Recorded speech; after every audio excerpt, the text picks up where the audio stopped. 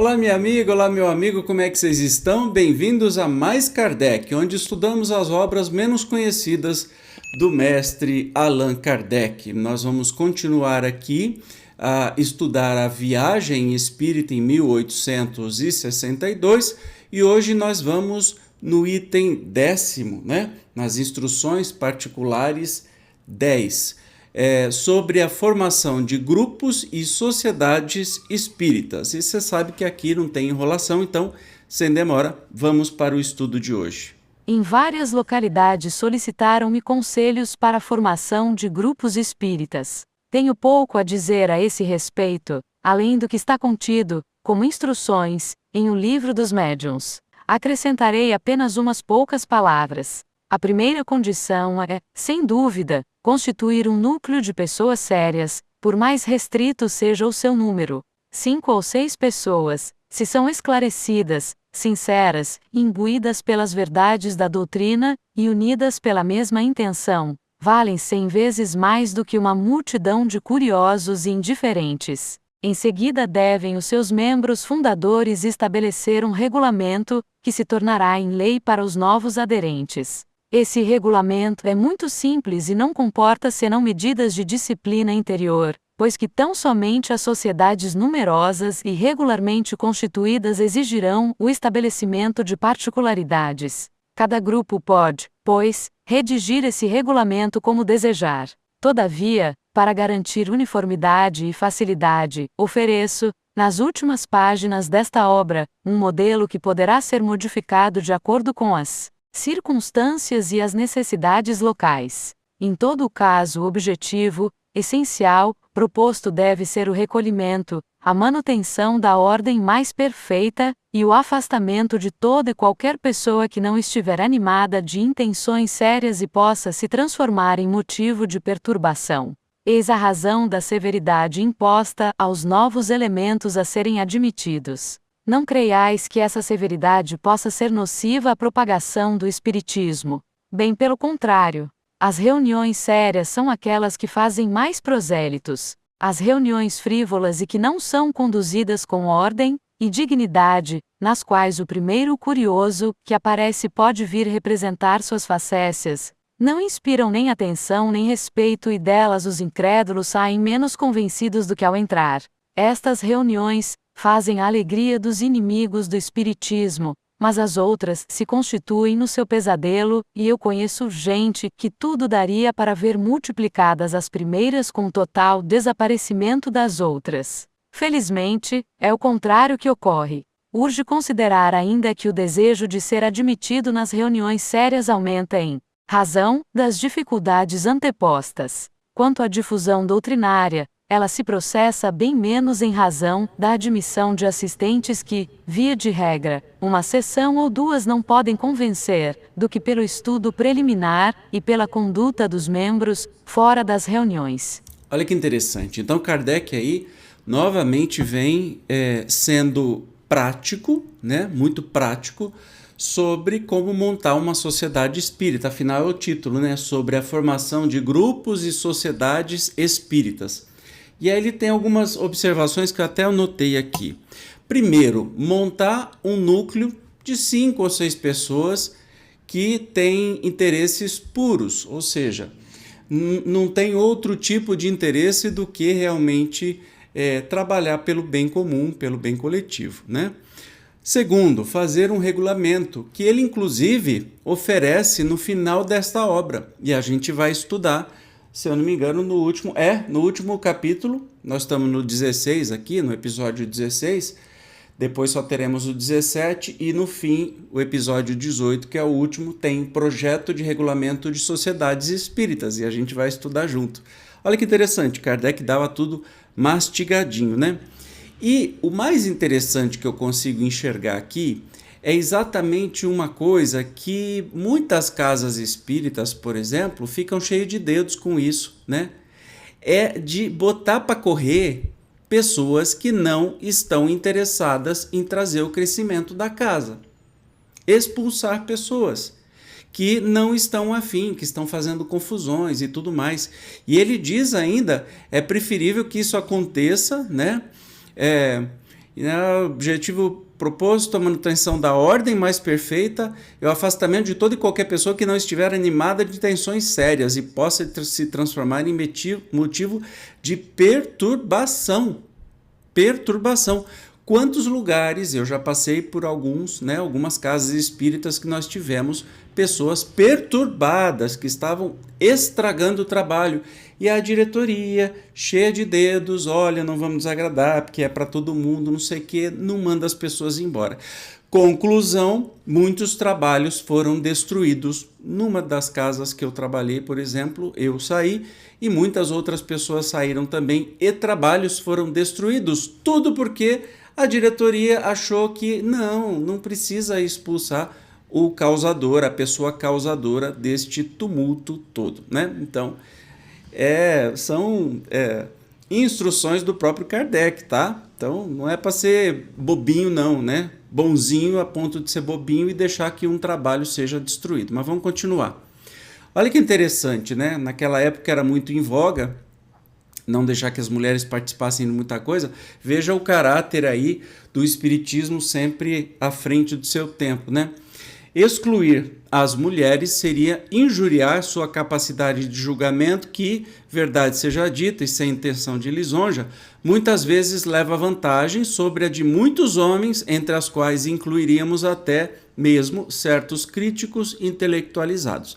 A presença disso em horas exige uma observação mais rigorosa das leis da urbanidade e modifica uma certa displicência comum às reuniões compostas apenas de cavalheiros. Olha que interessante, Kardec sempre já era feminista naquela época, né? Enquanto mulher não tinha direito a voto, não tinha direito a tanta coisa, Kardec estava deixando por escrito que tinha que ter as mulheres, inclusive, nestes núcleos de coordenação e tudo mais, e que elas são até mais importantes, até em muitos momentos, né, muito mais efetivas e mais imprescindíveis do que até pessoas muito cultas, né, homens muito cultos. Né? Vamos continuar aqui. Além disso, por que privá-las da influência moralizadora do espiritismo? A mulher sinceramente espírita só poderá ser uma boa esposa, uma boa filha, uma boa mãe. Por força de sua própria posição ela tem, muitas vezes, mais necessidade do que qualquer outra pessoa, das sublimes consolações do espiritismo, que a tornarão mais forte e mais resignada ante as provações da vida. Não se sabe, de resto, que os espíritos só têm sexo para a encarnação.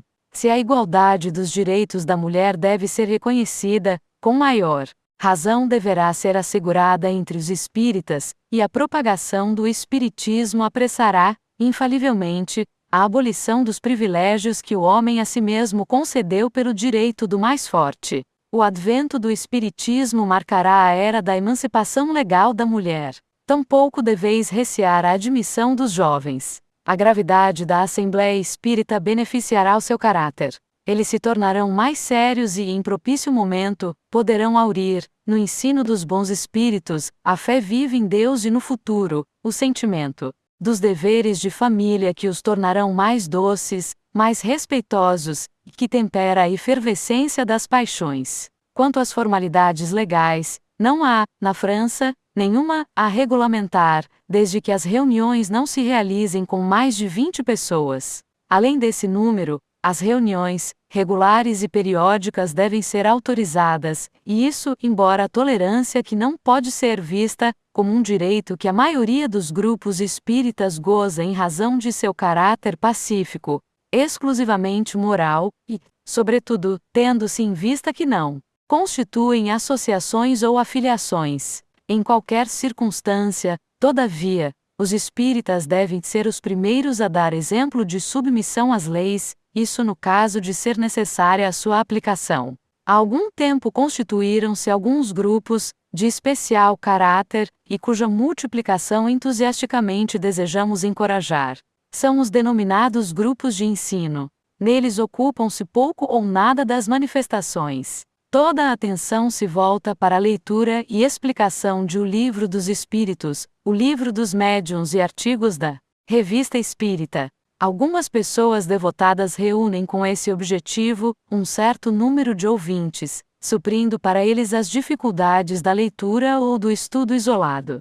Aplaudimos de todo o coração essa iniciativa que, esperamos, terá imitadores e não poderá, em se desenvolvendo, deixar de produzir os melhores resultados. Para essa atividade não se tem necessidade de ser orador ou professor, trata-se de uma leitura, como em família, seguida de explicações despretensiosas do ponto de vista da eloquência, mas que estejam ao alcance de toda a gente. Sem fazer disso norma obrigatória, muitos grupos têm por hábito iniciar as sessões pela leitura de algumas passagens de O Livro dos Espíritos ou O Livro dos Médiuns. Seríamos felizes vendo essa prática adotada de modo geral, uma vez que o seu resultado é despertar as atenções para princípios que poderiam ser mal compreendidos ou passar desapercebidos. Nesse caso é útil que os dirigentes, ou presidentes dos grupos, preparem antecipadamente as passagens que deverão constituir o objeto de leitura, a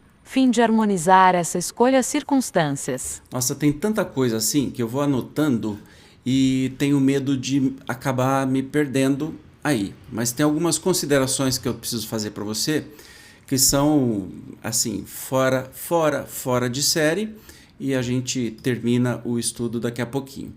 Bom, primeiro, o Kardec vem falar sobre a questão da emancipação da mulher, né? Porque a gente tem que datar historicamente, tá? Era uma época que a mulher não tinha direito a absolutamente nada e era considerada um ser inferior. Muitos casos até a mulher não podia nem andar sozinha, né? Porque senão seria má vista. Então, Kardec vem trazer aí como instrução de como fundar uma sociedade espírita a importância da mulher, né? Outra coisa, inclusão dos jovens. Olha a preocupação que ele tinha sempre de incluir os jovens, criar interesse para que os jovens fossem admitidos aí no espiritismo, né?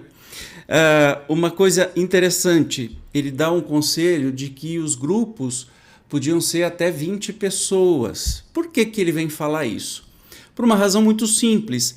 Na época em que ele viveu, né, nessa época, até 1873, a França era governada pelo primeiro presidente da Segunda República Francesa e depois imperador dos franceses do Segundo Império Francês. Por quem? Napoleão III, que era sobrinho e herdeiro de Napoleão Bonaparte. E ele foi o primeiro presidente francês eleito por voto direto. Entretanto, foi impedido de concorrer a um segundo mandato pela Constituição e Parlamento, organizando um golpe em 1851 e assumindo o trono como imperador no final do ano seguinte. Aí vocês começam a entender por que esta instrução de que podia ser até grupo de 20 pessoas, porque era uma normativa do imperador. Era assim que funcionava o império, imagine, né? O cara foi o primeiro presidente eleito, aí tentou se reeleger, não conseguiu, deu golpe. Nossa, mas essa história se repete, né? O tempo todo esse negócio está repetindo pelo mundo. Não tem nada novo no planeta, né? Acredite. Então, existia uma regra que não podia. Mais de 20 pessoas reunidas, eles achavam que ia ser alguma conspiração para derrubar o imperador. Derrubar essa ditadura. Imperador é um nome bonitinho, mas a gente conhece como ditadura, tá? Então, coincidentemente ou não, também no Brasil, até os grupos espíritas precisavam colocar o nome das pessoas que se reuniam.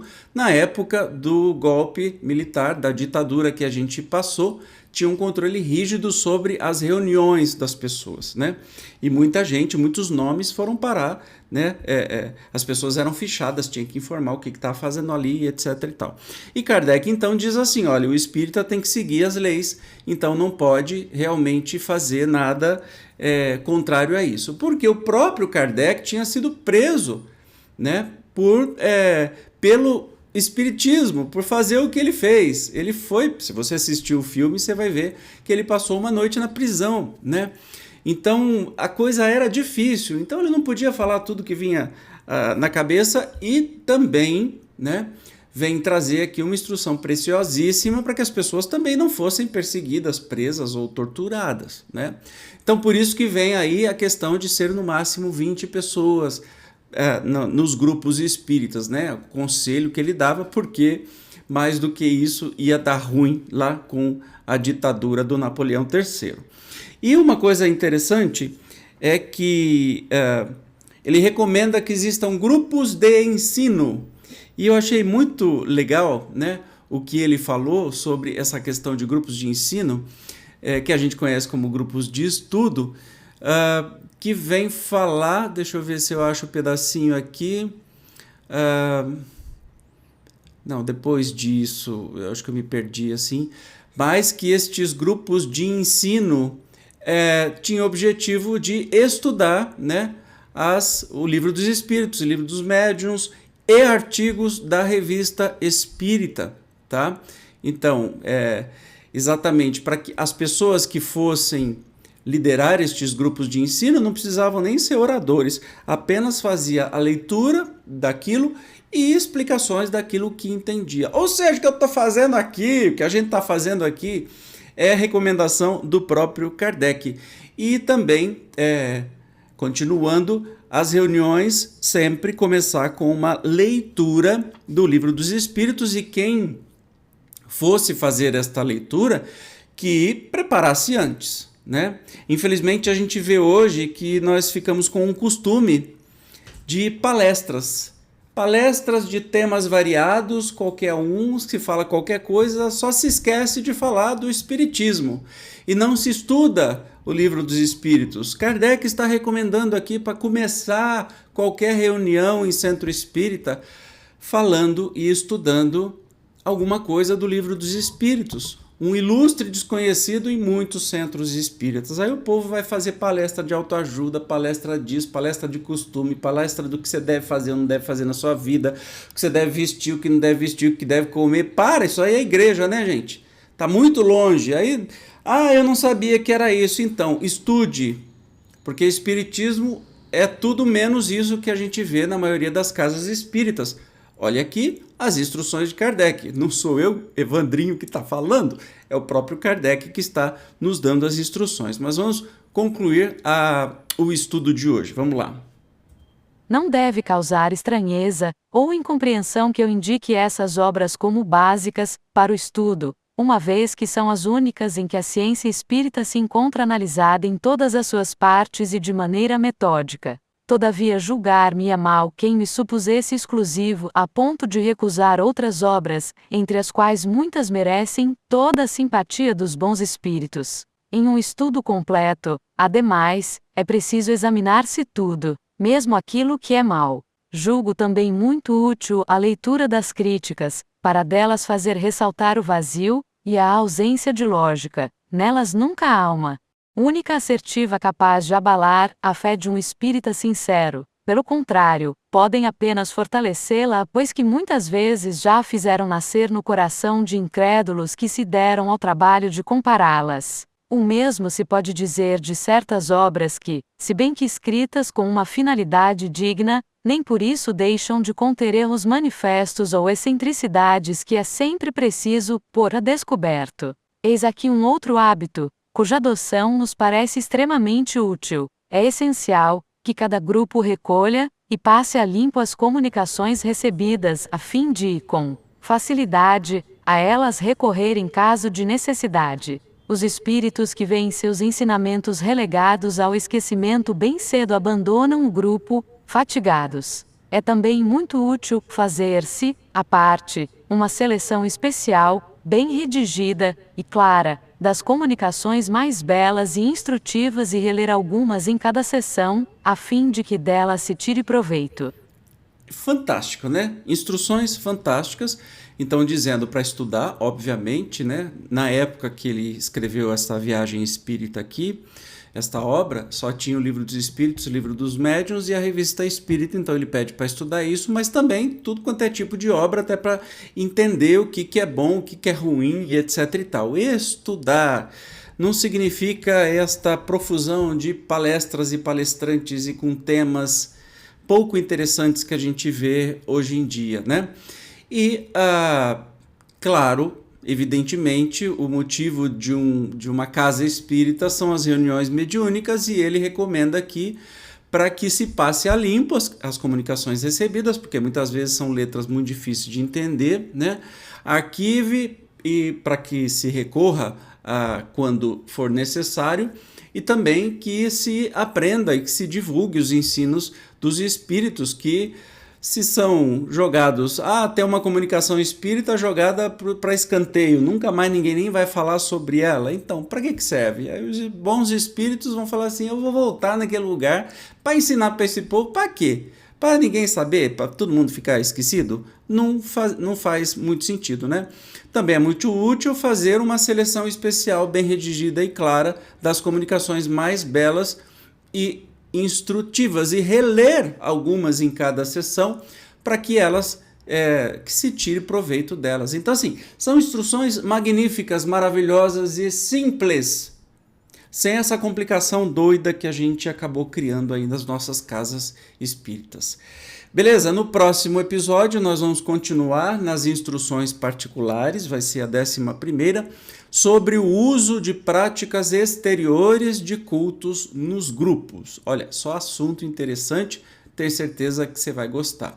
Obrigado pela sua presença, eu te espero até o próximo encontro. Tchau!